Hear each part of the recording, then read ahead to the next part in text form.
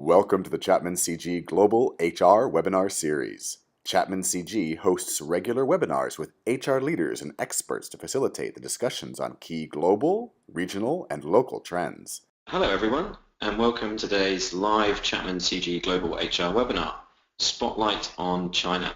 My name is Ben Davies, and I'm a Managing Director with ChapmanCG, a member of our executive team. I work closely with global HR leaders to help them build their teams around the world, and have spent over 7 years in Asia. ChapmanCG is a global executive search firm dedicated solely to the HR profession. As a result of talking to hundreds of HR leaders on a daily basis, we are in a unique position to be able to share analysis and insights from these interactions. We also pride ourselves on providing this market intelligence to the HR community with regular HR leader roundtables, podcasts and webinars. More information can be found on our website, www.chapmancg.com. Today, we will focus on the hottest trends in China. ChapmanCG has worked in China for over 10 years and is one of our most active markets in Asia for HR searches.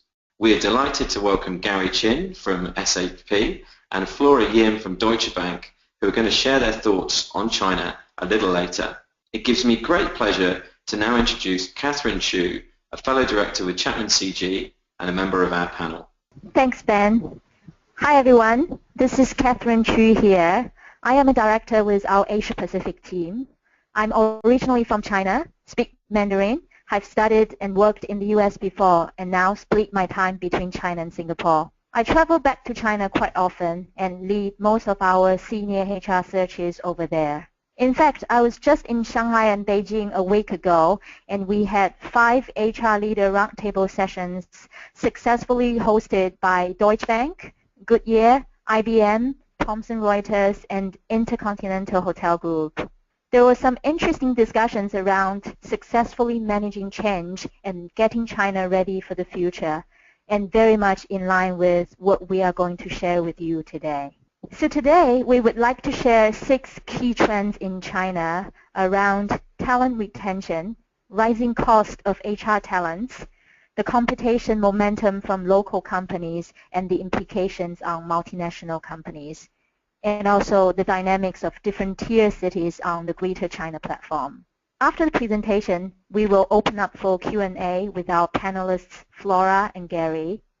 Both of them are seasoned HR leaders with extensive China experience, so it would be interesting to hear their thoughts on the HR and talent dynamics in China. Thanks, Katherine.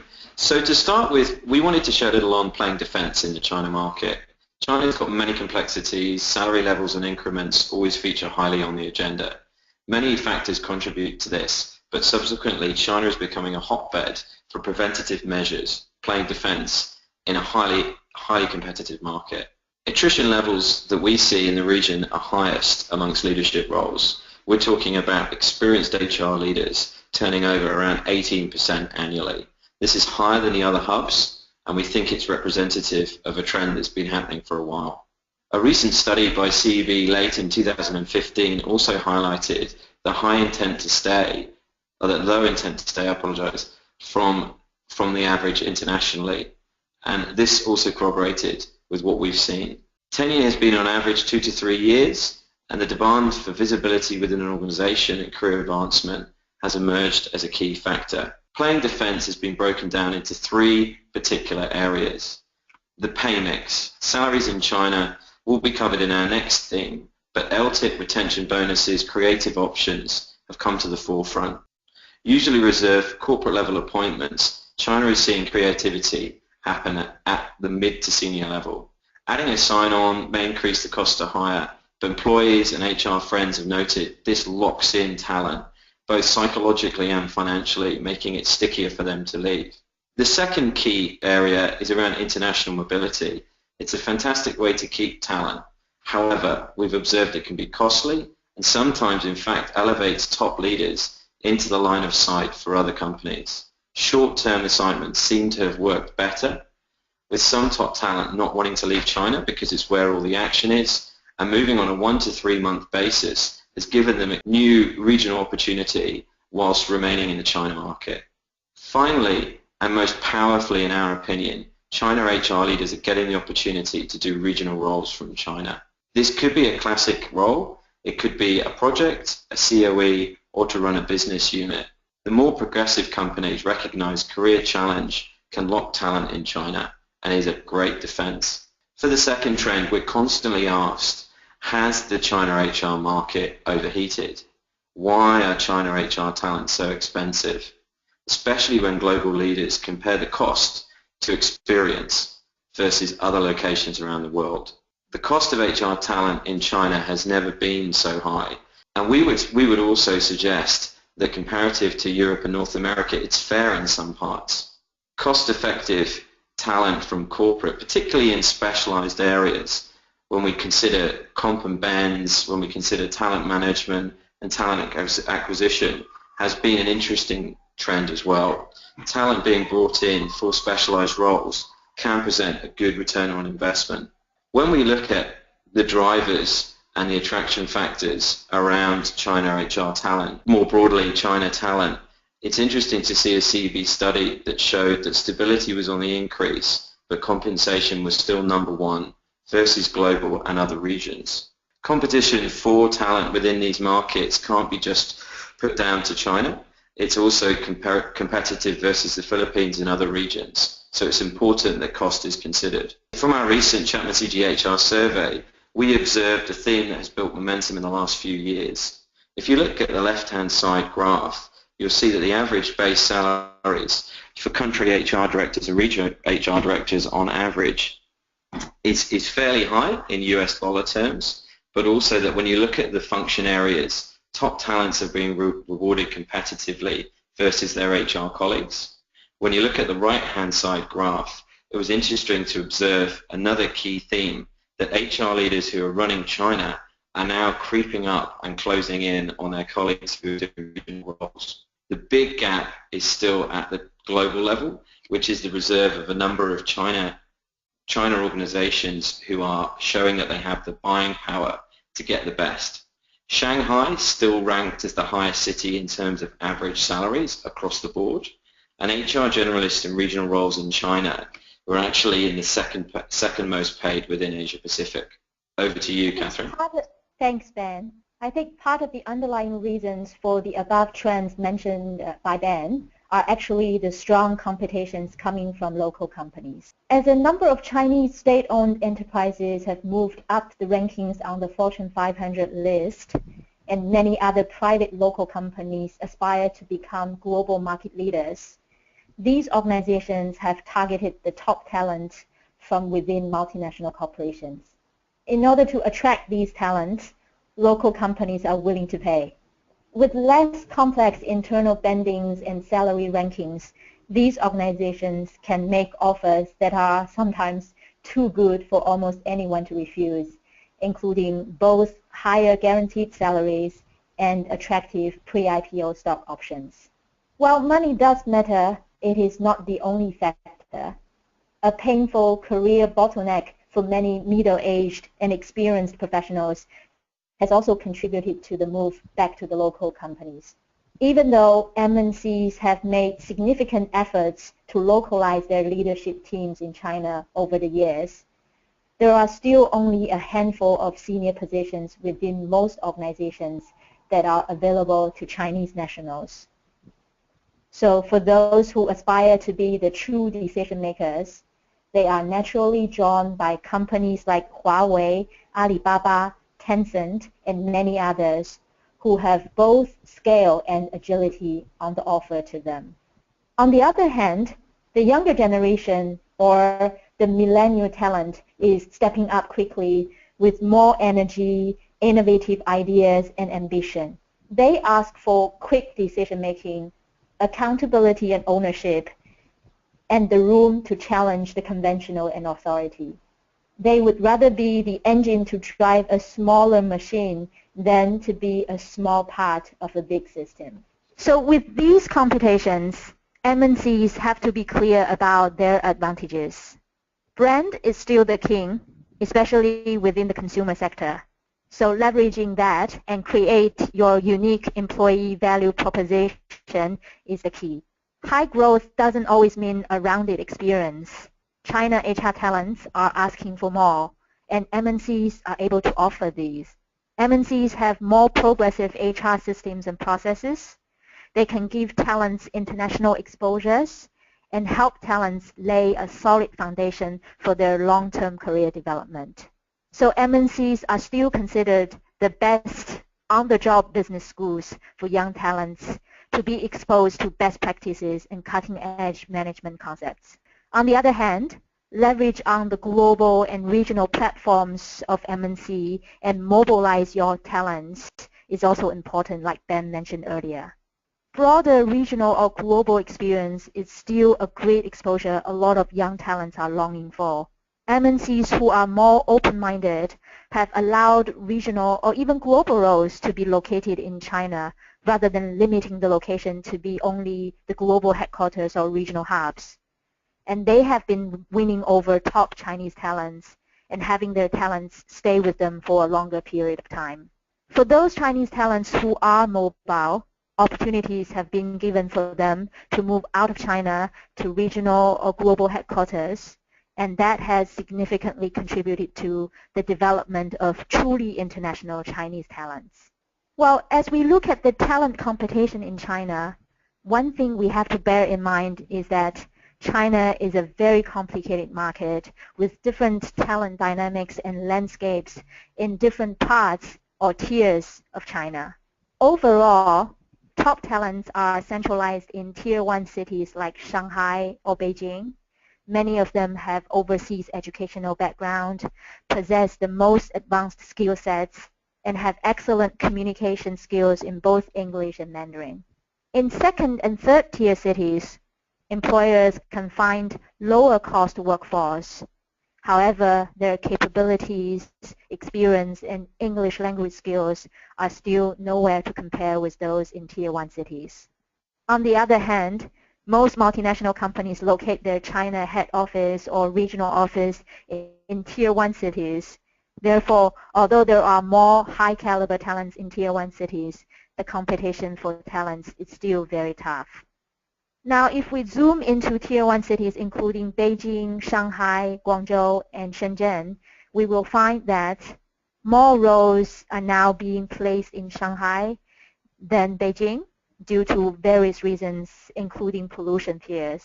Shanghai still has most of the banking, professional services, consumer-related HR roles, with tech and government-related business being oriented more to Beijing. Pharma is moving more and more to Shanghai as well. At the same time, Shenzhen and Guangzhou have become more popular for retail and industrial HR positions. When we look at the Tier 2 cities, a number of rising stars have appeared. Here are some examples. Dalian, which is the principal marine gateway of Northeast China, is known for its technology development hubs and outsource or service centers for many organizations. Hangzhou, with the rising of Alibaba and its proximity to Shanghai, has become a prominent market with a lot of internet-related technical talents. Chongqing and Wuhan, on the other hand, have also emerged as important industrial, financial, and commercial hubs in central China. So to sum up, from a business perspective, people say second-tier cities equal to first-class opportunities. But from a talent perspective, of course, they still have some capability building to do. Over to you, Ben. Thanks, Catherine. Greater China is commonly considered China, Hong Kong, and Taiwan, and in recent years we've seen a resurgence. As we shared earlier, with China's prominent scale and potential closer focus from global firms, there's more scrutiny on the region. Greater China has become a more common cluster. We've observed a decrease in the number of Asia-Pacific roles for some organizations as a result. Southeast Asia and ANZ has split so that we have Greater China in the north of the region. Talents from mainland China are there and are eager to move into something more regional. As we talked about, it's a means to bring more attention without adding more salary and also build better regional capability. As a result, Hong Kong has lost some of its prominence against mainland China due to the exposure and interest from China talents in a region role. As a global and regional HR leaders consider their organization design and HR model, the ability to leverage and retain talent in China is a worthwhile additional consideration, along with more focus on the sub-region. As you'll see from the diagram on the right, Towers Watson observed that there hasn't been a significant shift towards China in the percentage numbers for regional hubs. Still number one is Singapore, second Hong Kong, and third China. We would suggest that in the next 3 to 5 years, this will continue to shift, and potentially China will not only be the hub for Greater China, but it could become the key hub in Shanghai specifically for Asia Pacific. In conclusion, we've covered 6 key trends we see as underpinning the HR discussions in China today. This is by no means meant to be exhaustive, but just to give a snapshot of the current situation. Playing defense is essential. Cost of HR talent is rising. Local competition versus MNC'S innovating is a battle that we're observing every day. And the new dynamics and tiers within China are only going to become more complicated with new regions and new resurgences for Greater China. Now we'll move on to our live panel Q&A session, which I'll moderate with our guests. I'm delighted to introduce Gary Chin, a great HR friend and the current talent acquisition head with SAP based in Shanghai. Hi, Gary. Hi. Yes, thank you for introducing. Hi, everyone. It's my pleasure to be here to share my own thoughts about the talent market in China. And I hope that my previous experience as the headhunter for 5 years and also over the past 10 years, very much focusing on the talent acquisition for primarily for the IT industry. That some of the experience that I learned, I hope that it could be helpful for you guys to understand a bit more about the challenges and the talent market dynamics in China. So I very look forward to this discussion. And also I'm delighted to welcome Flora Yim, who is the HR head for China with Deutsche Bank. Hi, Flora. Hey, Ben, and hello, everyone. I'm glad to be here. And apart from sharing with you all my experience here in China, I'm also keen to hear your opinions as well, and as a mutual learner. Fantastic. Well, maybe, Flora, I could start with you and zoom in on a question that we get asked a lot. Just in terms of the hottest HR agenda item for you at the moment and for Deutsche Bank, perhaps you could share a little. Sure. I think in China, as your presentation, I think right to point out, the talent market here is very competitive. So I guess for most of the organizations here, including Deutsche Bank, talent retention has always the hot topic and very close to our HR professionals. But if you ask me, because now the market is slowing down, so some people say that probably it will get people thinking twice before changing their jobs. So while you probably may better retain your people with your firm, but how well they engage and how will be their productivity, I think still matters. So I think apart from talent retention, the second topic, which I think Deutsche Bank we really want to work on more, is employee engagement. And Gary, that same question to you for SAP. What's the hottest agenda item on the HR agenda at the moment in China? Okay, sure. I think that as an IT company, that we are probably facing the most fierce challenges in talent world in China because of these rising startups and also these already established IT company giant like Huawei, Alibaba. We're all competing for the same talent pool.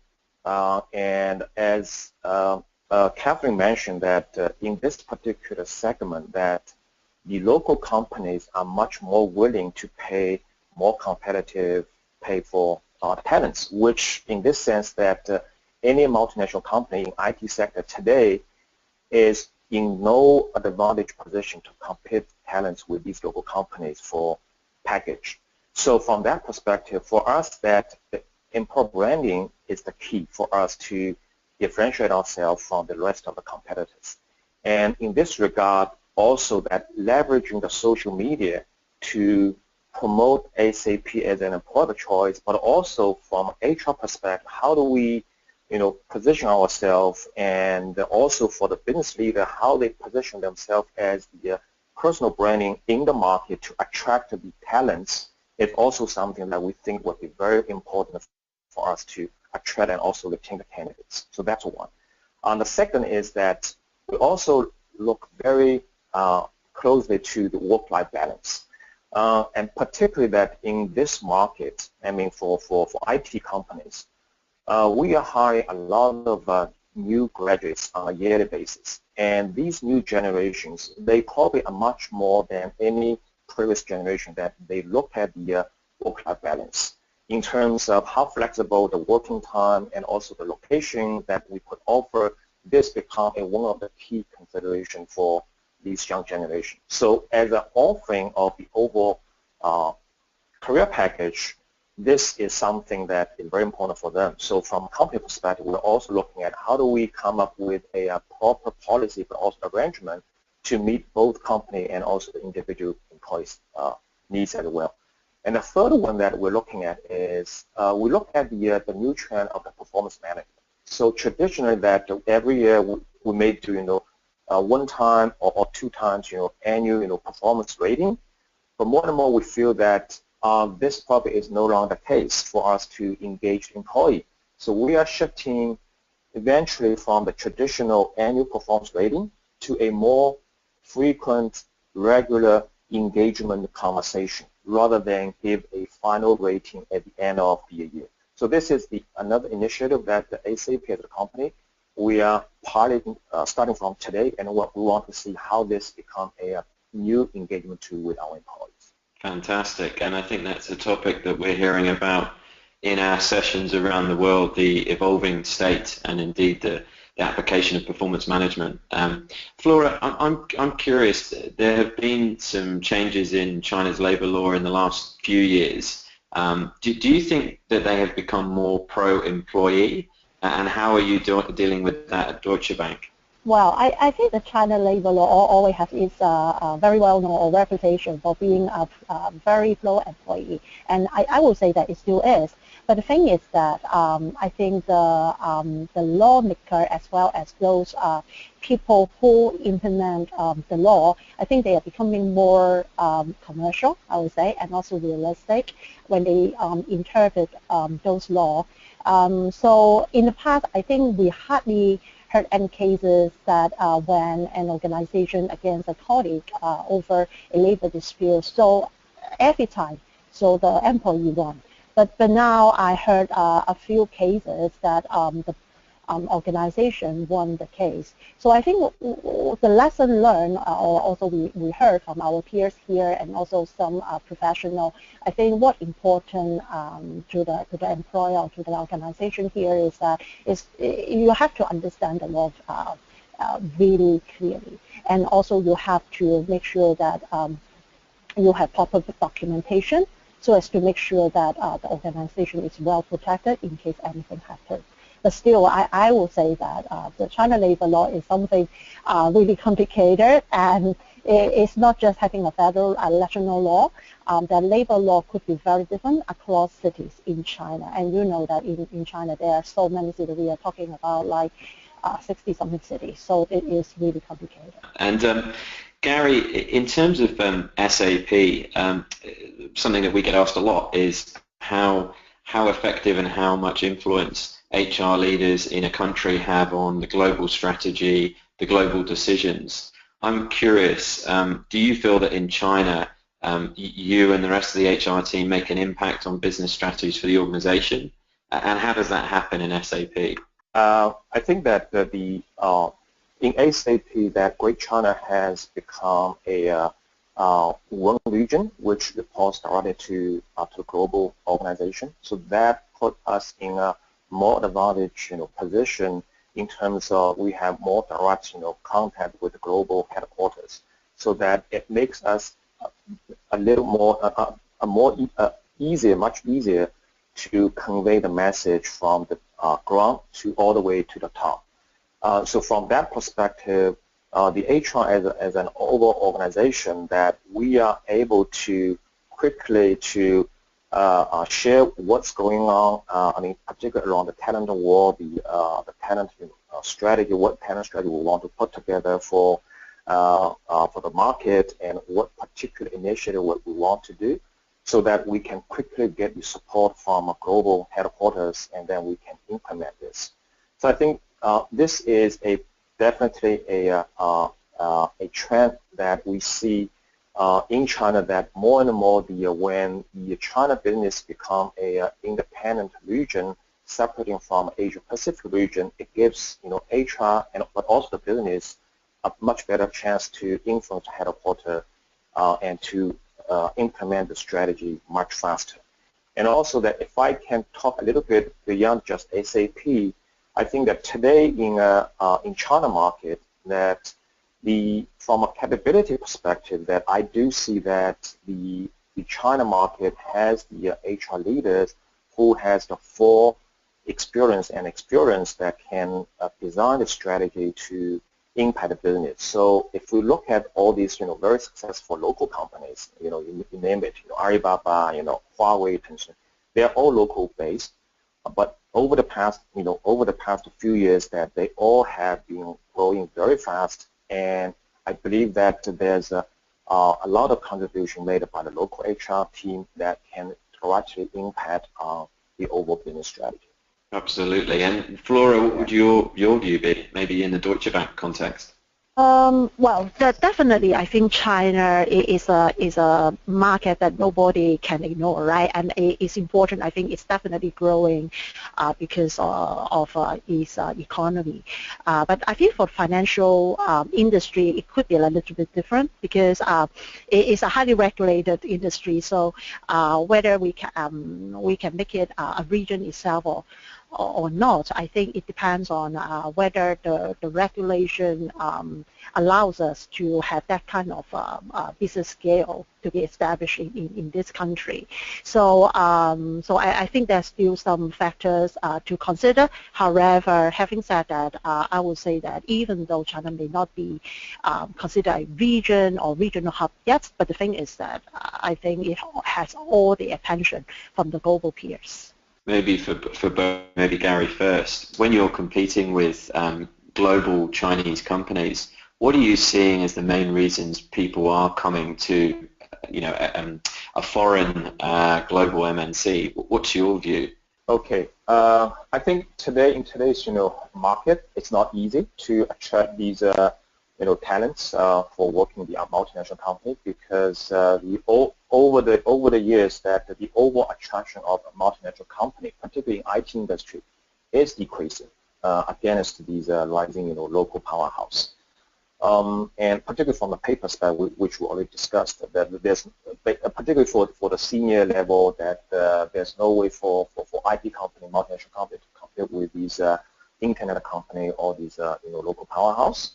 But I think that what multinational company could do is, I think that there are a few things. One is, if you look at these talents today, they very much prefer a more friendly working environment in which that the people respect each other. You don't necessarily lead with the traditional Chinese way, like with authority, seniority, because I'm more senior so that I can command you to do anything, but more like kind of a respect as an individual person. So I think this is still some kind of an edge that multinational companies still have today. And the second is that I think, again, the work-life balance is still a very powerful tool for us to attract these candidates. Particularly that when we put a lot of efforts to address not only the physical health, but also the mental health, that to manage, individual employees or challenges that, and if you put some program, like inclusion and diversity in a place, that really will set you apart from the rest of the competitors, particularly those local companies, because on one hand, that the local company does pay you much more than the traditional multinational company, but on the other hand, they're less flexible working hour, and they would tend to work much longer hour in the local company. So that's kind of balance that you need to really to strike for the employees. And of course, then the regional and global community for those talents to grow and also to build that network is another attracting factors particularly for the young talents, because today if you look at these new millennials, so they are very used to the networking and community concept. Now, given that this as a multinational company, you would have an opportunity to provide them a virtual community where you can connect all these different people all together and then share the best practice and thoughts around working on one particular global project. This is another piece of attraction for those talents as well. Very interesting. And I wonder, Flora, with financial services, do you see the same, or do you see it slightly differently versus the local banks and financial institutions?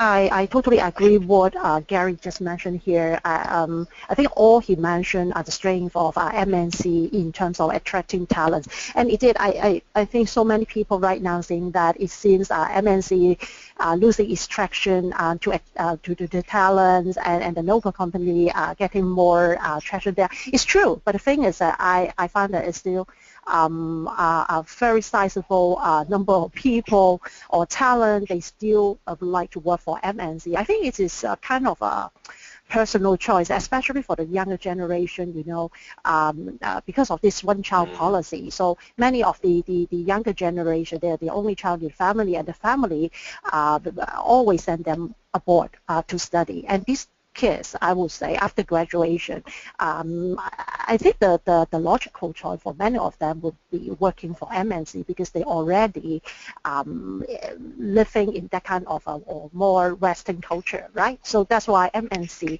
I think their choice still. But again, after working in an MNC for some years, then they will think about, so what will be my prospect there? So we cannot deny that in local company, if you're local Chinese, probably you probably may have a better prospect, or at least easier for you to understand the culture there. And just to follow up on that, I mean, China seems to have a reputation for less talent than the roles companies want to put in China. I wonder whether you would agree with that, or whether actually it's just about finding a different approach to develop the talent. What's your view, Flora? I'm not sure whether I got your question correctly. Do you mean that whether we are more developing the local talents, or we are still importing talents from overseas? Correct. When people are looking for regional talent to be based in China, say in Shanghai or Beijing, with certain skills, it feels sometimes people say there isn't enough talent for the roles. But in actual fact, I mean, my experience, and I don't know yours, there seems to be enough talent. It's just whether they've all had that extra bit of experience in the region. Are we giving them the right experiences to then take on that step-up role? Definitely. I think development definitely is required for the local talents, and I will say that as compared to maybe 10 years ago, I think the quality of the local talent here, I think, has increased significantly. And no wonder, I think, in terms of pay, we say that right now China is already at the top level, because I would say that the talents here, the term I use talent here is are really talking about talents, right? Those with very qualified skill and knowledge. So for those people, many of them, they have exposure overseas. I will say that they have a pretty international profile, and also they know the local China market very well. So so I guess yes. So we, for example, like our bank, so I know that many organizations, they said, oh, we have to localize our team, etc. For us, what we are thinking is we have to internationalize our talents. Meaning, no matter you are local Chinese, or you are somebody from elsewhere now working in China, we would like to make sure that these colleagues, they have an international profile. And I think that fits with a global organization like Deutsche Bank. Fascinating. And on that point, yeah, Gary, sorry, go ahead. So if I can, build on what just Flora shared, I think that today, in today's market in China, that literally that you can find all kinds of, talents. I mean, particularly from the leadership position perspective, even that we talk about the MD or country manager or president CEO for China, you can get the Chinese talents for that particular role. And of course that, from industry to industry may slightly different, but overall I would say that the talent pool is there. Unless that there's a very specific, very new emerging technology that maybe that we don't have that, talent available in China, that more probably will come from North America. But other than that, I think that it would be more confident than ever, we could find that, type of leadership role in China, given that there's so many years of grooming and also development of China market by probably by multinational companies. So I think that confidence is clearly there for most of companies, that at least from my own conversation with all these talent acquisition lead in multiple companies in a different industry, they all feel that yes, we can find these talents in China. Yeah, and I do have a question about mobility. Do either of you see that there is a trend up or down in the openness that China talent and the real talent, as you both shared, to leave China for that international assignment? Because I made the point that sometimes from a family perspective and a feeling that China is where the action is, there's a lot going on, not everybody would want to leave. What's your view on whether that's happening more, happening less? Are there any secrets to get people to do the mobility piece? What are your views? Maybe Flora first. I think this is a really good question, because I think MNC like us and also Gary's firms at SAP, right? So one of the strengths that we have is the so-called global opportunities. And somehow we thought that, wow, this is something really that the talents want. But yeah, I think, Ben, as you pointed out, it's not for everyone, I would say, because I think it could be something cultural as well, because here I think family is really important. So while somebody, they may have their career aspiration to gain a more global exposure, they'll also think about whether it is good for their family. So when you take that into consideration, then it is not an easy question to answer. And also, as you say, because right now it seems like the Chinese economy is growing so well, right? People were like, well, this is the time that probably I should stay instead of leave this market, because who knows, right? After a few years, when I come back, so whether I can still be one of the talents we will consider for this market, because I may have lost the connection with this market.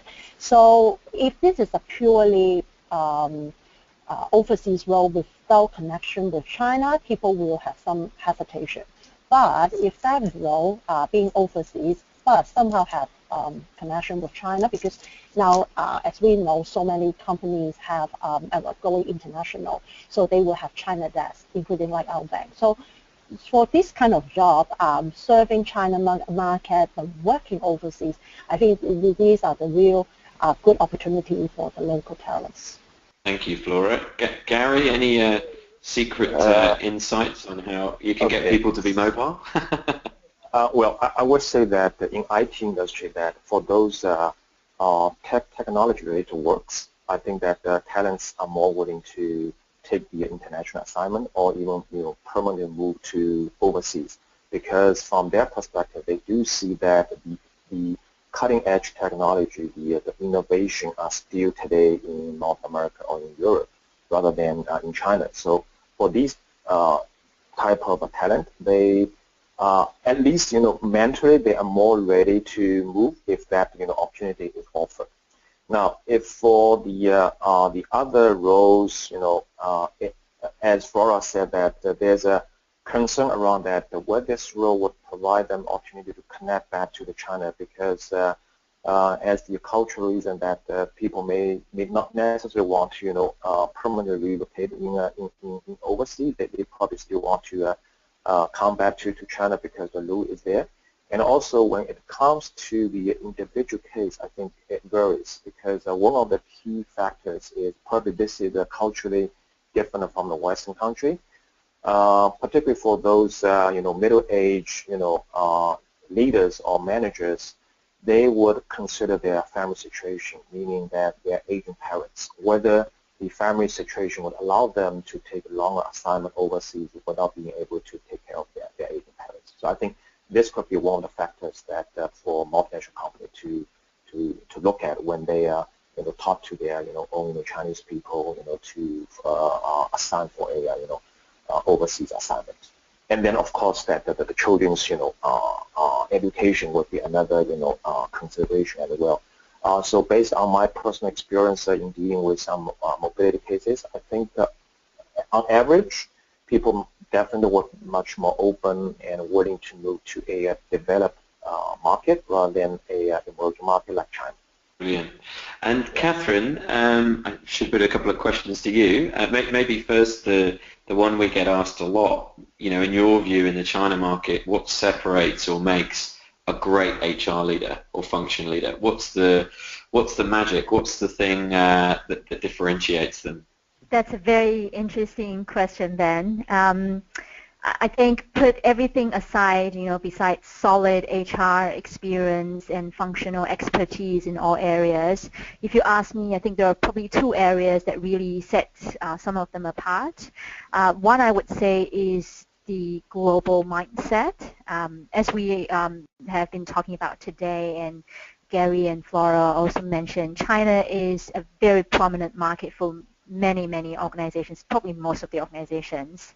So no matter it's a decentralized or it's a centralized model within the organization, the headquarters would be very keen to understand what is happening in China and where it is going for the overall business. So as HR leaders in China, you not only need to have that solid foundation and root in China, but you need to have that capability to really connect with the global leader to help them understand the dynamics in China, and also to make suggestions to the global headquarters, like you asked earlier, the impact from actually bottom up to global headquarters. So being able to see from within China and also look from beyond China, that balance and combination, I think, is really important for an excellent HR leader over there.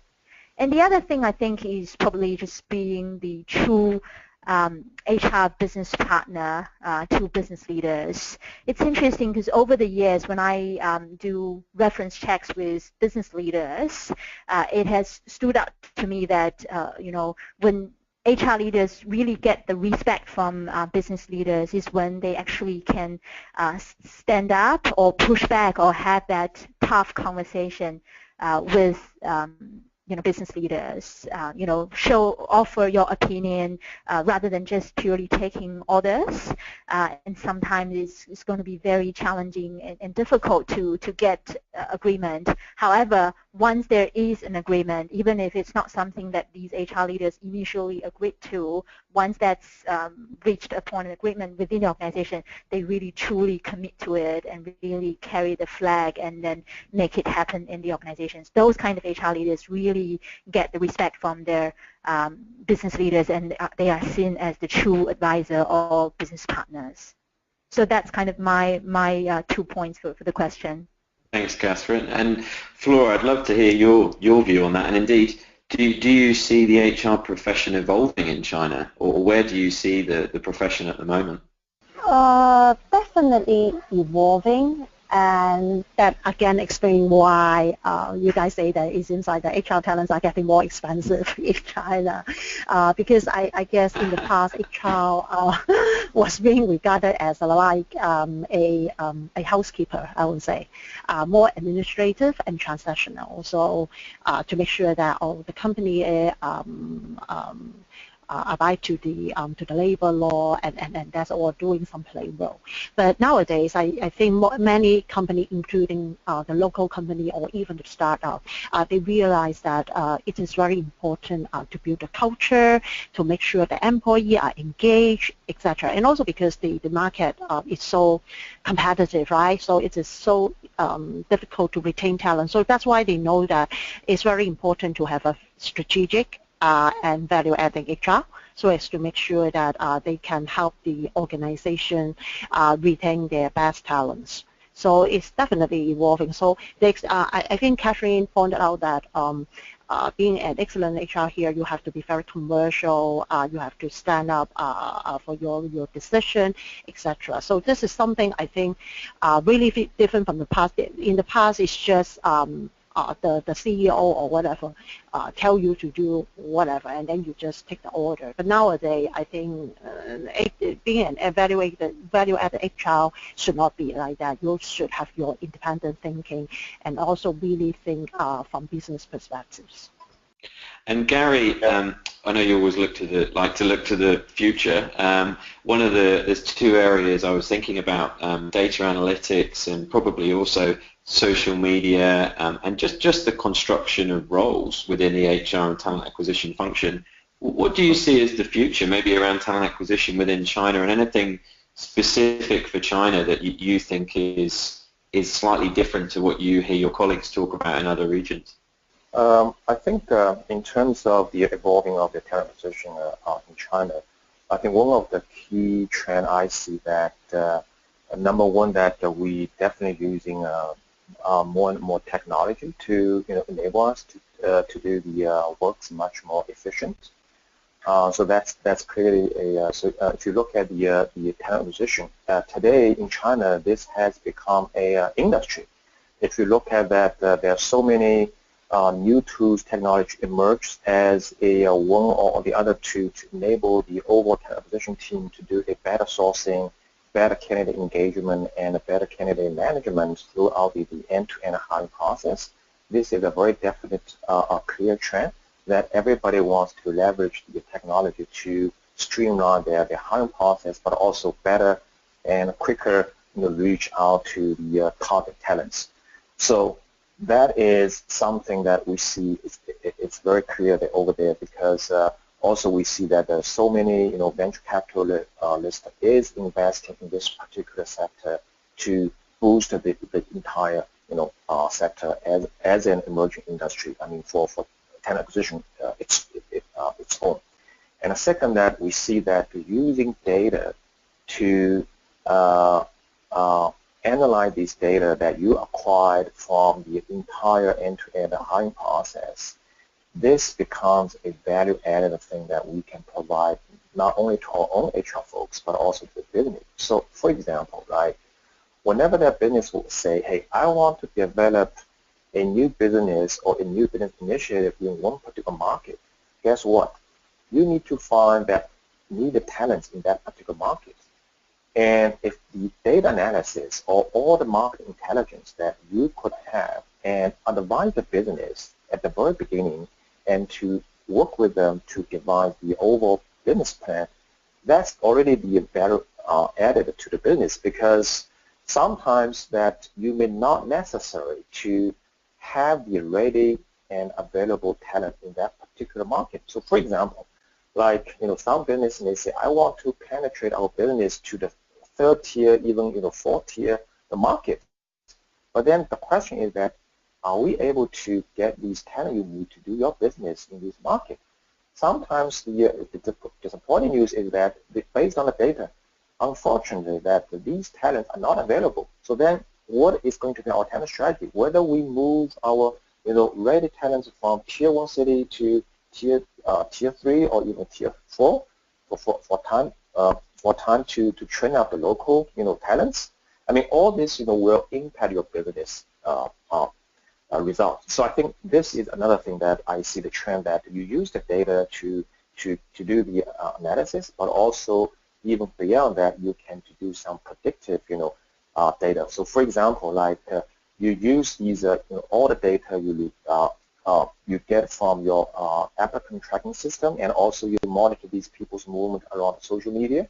You may have, use some technology may help you to predict that, okay, where these talents are moving towards which segment and which market, and how they are evolving career interest may impact your overall attraction strategy.